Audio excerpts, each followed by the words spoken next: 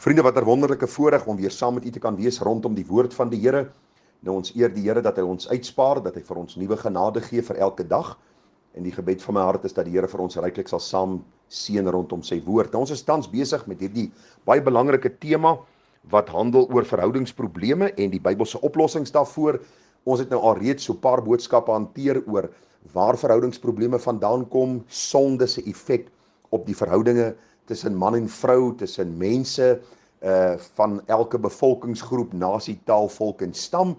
En ons het so 'n bietjie gister begin stilstaan by sekere vrae wat ons vir onsself moet afvra in ons huweliksverhouding, die enkel belangrikste verhouding wat die Here in sy woord vir ons opgeteken. Ek het vir u gesê dat die huweliksverhouding het 'n effek op al my ander verhoudinge, en die Here sê, hoe kan ons sê dat ons God liefhet wat ons nog nooit gesien het nie, maar die naaste, die vrou, die man, die broeder, die mens die naaste aan my, het ek nie lief nie. Die Here sê, daar bestaan nie so iets nie.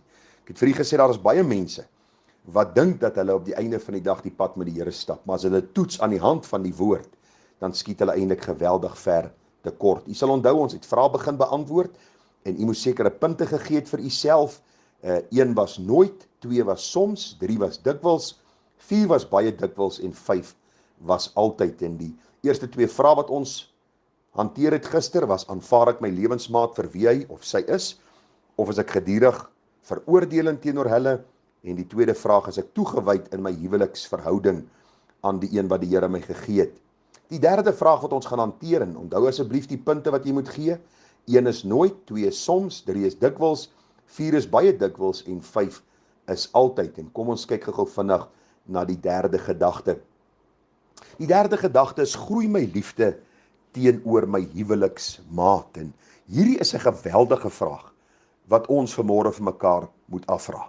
Groei my huwelik teenoor my huweliksmaat. Ek wil vir u sê, vriende, ek slaan my hande saam as ek sien dat mense 20 en 30 en 40 jaar getroud is en hulle is bitter in hulle siele teenoor mekaar. Hulle kan mekaar nie verdra nie.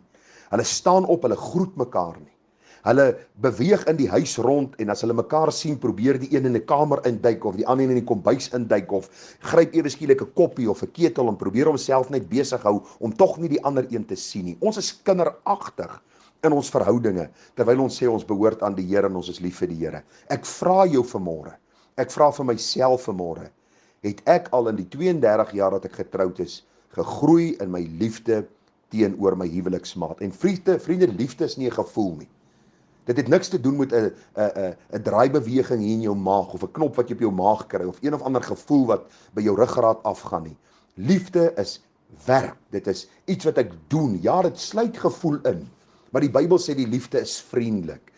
Die Bybel sê vir ons dat die liefde is nie bly oor die ongeregtigheid nie, maar is bly saam met die waarheid.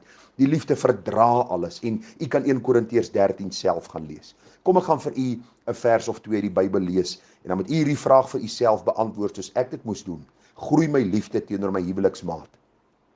1 Tessalonisense 3 vers 12 sê, en mag die Here julle ryk en oorvloedig maak in liefde vir mekaar en vir almal, soos ons ook teenoor julle is. Ek het vir julle gesê, Paulus praat met die gemeente, maar die belangrikste verhouding is dan die man en vrou verhouding wat deel vorm van 'n gemeente, wat deel vorm van 'n gemeenskap.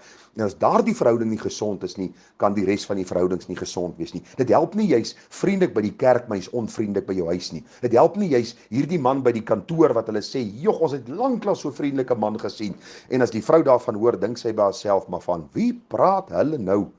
Hy is so knorpot as hy by die huis kom, hy is so mislik, en die hond moet wegkruip en die kat hardloop weg, en almal is net op hulle sene wees. Selfs die budgie sit daar aan die hoek van sy hok, want hy weet nie wat nou gaan gebeur nie." Die Bybel sê vir ons baie duidelik, mag die Here julle ryk en oorvloedig maak in liefde vir mekaar. Hoor wat is die oorsprong? Mag die Here julle ryk maak. Luister, vriende, dis die Here wat sy liefde oor ons uitgestort het in sy seun Jesus Christus. As sondaar mense het hy ons so lief gehad dat hy vir ons gesterf het, en daarom moet ons hierdie selfde liefde eens mekaar koester. Here, gee my dan 'n liefde in my hart teenoor die een wat ek getrou het. Hulle verdien nie my liefde nie. Hulle is miskien nie mense wat in die lys van 0 tot 10 'n 9 uit 10 sal kry om my liefde te verdien nie, maar ek wil liefde vir hulle gee soos u vir my liefde gegee het. Onvoorwaardelike liefde, liefde wat onbaatsigtig is, omdat U vir my die opdrag gee. 1 Tessalonisense 4 vers 9 sê, oor die broederliefde het julle nie nodig dat ons julle skrywe nie, want julle self is self deur God geleer om mekaar lief te hê, en julle doen dit ook aan al die broeders in die hele Macedonië, maar ons vermaan julle broeders om oorvloediger te wees. Sien jy hoe kosbaar? Paulus beskryf die broederliefde. Hy sê baie duidelik, want julle self deur God geleer om mekaar lief te hê. Want so lief het God die wêreld gehad. God het gegee. Hy het sy enige gebore seun gegee. U sien, God se liefde is nie heeltyd om te ontvang nie. Hy gee en hy leer vir ons, wanneer ons lief het, moet ons gee. Wat moet ons gee? Ons moet onsself gee. Ons moet ons hulpmiddele gee. Ons moet ons menswees gee vir die een wat saam met ons is. Ja, want wanneer my huweliksverhouding gesond is, dan kring dit uit na al die ander verhoudings in my lewe. Daarom vra ek jou, dat jy ook hierdie waarheid van 1 Tessalonisense 4:9 sal toepas in jou lewe, en hoor nou, dat jy daarin meer oorvloediger sal wees. Liefde kan nooit 'n punt bereik waar jy sê, nou het ek genoeg lief gehad, en nou het ek ten volle lief gehad, en ek het volkome lief gehad nie. Nee, hierdie liefde bly groei, en dit bly toeneem. So gee vir jouself 'n punt. 1, 2, 3, 4 of 5. Die volgende vraag, en ons gaan daarmee afsluit. 'n Opregte en innige begeerte om die begeertes van die ander een te vervul. Is daar 'n opregte en innige begeerte om die begeerte van die ander een te vervul? Om die ander een voor myself te stel. Ag vriende, as ek maar net dink aan hoe vrouens kan manipuleer om te kry wat hulle wil hê. Hoe man sy vrou 'n gat in die kop praat om te kry wat hy wil hê. Ag, ons dink maar aan 'n voertuig, of miskien 'n nuwe golfstel, miskien 'n nuwe ring wat die vrou graag wil hê, of een of ander nuwe rok of nuwe klere, en hoe hulle eintlik probeer, en hulle sal selfs die begroting aanpas en selfs skuld maak om net te kry wat hulle wil hê. Daarom sê baie keer sê vrouens vir die mans, luister, julle speelgoed word net duurder. En baie keer is daar probleme in die huis en finansiële krisisse, omdat die een sy begeertes bo die ander een stel. Selfs wanneer dit kom by die intieme, wanneer dit kom by kuier met vriende of vriendinne, of by ouers, of by skoonfamilie. As jy altyd jou belang bo die ander een wil stel, moet jy vir jou dieselfde vraag afvra. Wat is daar van Christus in my lewe? Ek vra vir jouself, gee vir jouself 'n punt hier, soos ons aan die begin gesê het. 1, nooit, 2 soms, 3 dikwels, 4 baie dikwels, of 5 altyd. Hoe is jou gesindheid ook in hierdie opsig? Is daar 'n opregte en innige begeerte om die begeertes van die ander een te vervul? Om die ander een voor my te stel? Hoor wat sê die Bybel vir ons in Filippense 2 vers 3 en 4. Moenie iets doen uit selfsug of uit ydelle eer nie, maar in nederigheid met die een die ander hoër ag as homself. Julle moet nie elkeen na sy eie belange omsien nie, maar elkeen ook na die ander se. Luister vriende, ek moet fyn luister en fyn let op my vrou se begeertes. En dan moet ek reageer daarop. Hoekom? Want ek het die Here lief en ek het haar lief.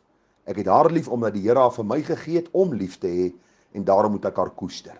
Daardie vrou is 'n kosbare geskenk wat God vir my gegee het. Mevrou, jy moet fyn luister na jou man.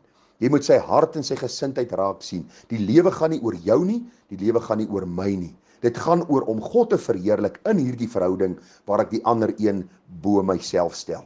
Ek doen nie dinge uit selfsug of uit ydelle eer nie. Hoor nou, daar is eerder gesindheid van nederigheid, waar ek die ander een hoër ag as myself. Miskien is daar iets wat ek wil doen, en my vrou het my al 3 weke terug gevra dat ons eerder hierdie ding moet doen, miskien by haar ma gaan kuier, of miskien by 'n vriendin gaan kuier, en ewe skielik duik daar iets op, om dan te sê, weet jy wat, ek kan nie miskien gaan golf speel vandag nie, want ek het klare belofte aan my vrou gemaak. Ek gaan nie alles probeer so verander en so draai en so aanpas en eintlik 'n argument veroorsaak dat ek kan gaan doen wat ek wil nie.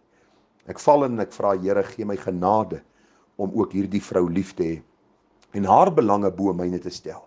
Die Bybel sê, julle moet nie elkeen na sy eie belange omsien nie, maar elkeen ook na ander se. Wanneer my vrou siek is, of wanneer daar miskien by my man 'n ongesteldheid is, dat ek nie my pond vleis sal afeis nie, maar dat ek sal sê, Here, Ek wil die liefde van Christus in hierdie verhouding laat geld. En wanneer ek gesondig het, gaan vra ek verskoning. Ek gaan op my knie, ek vra Here vergewe my. Ek gaan maak reg. Onthou, ek stel nie hier 'n beeld dat 'n huweliksverhouding volmaak is nie. Nee. Dis twee onvolmaakte mense wat in die huwelik verbind is omdat dit 'n duidelike instelling van God is. Hy is die volmaakte wie ons navolg. En in hierdie proses is daar foute wat ons maak. Daar is sonde wat ons doen. Daar is belydenis wat ons doen. Daar is vergifnis wat ons vra. Maar so groei ons dat ons hier na 20 en 30 jaar kan terugkyk en sê, wow, dit was 'n reis tot op hede. En ek sien uit na die volgende 20 of 30 jaar wat die Here ons dan saam sal spaar. Ek vra u dat u eerlik sal wees met u self, skryf u punte neer en vra die Here om veranderinge aan te bring waar u en ek moet. En mag die Here ons ryklik seën, want die huweliksverhouding is die enkel belangrikste verhouding. Van daaruit word al die ander verhoudinge beïnvloed. En kan ons alleen die Here verheerlik as die verhouding met hom reg is en met die een wat die naaste aan my is. Mag die Here vir ons ryklik seën. Mag die waarheid van sy woord ons harte verander tot eer van sy naam. Groete vir u. Mooi en 'n geseënde dag verder. Tada.